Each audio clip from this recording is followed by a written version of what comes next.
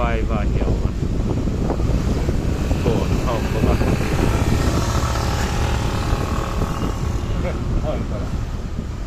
chuan in Vaivakon lo tani temple po hi tun mai in Jerusalem ma an most temple ko China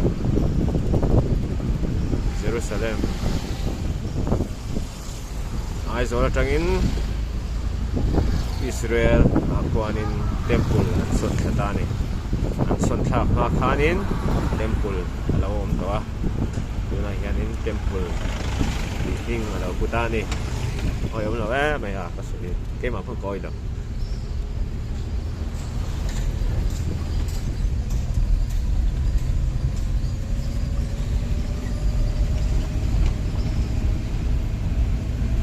ani tuna kan kalzela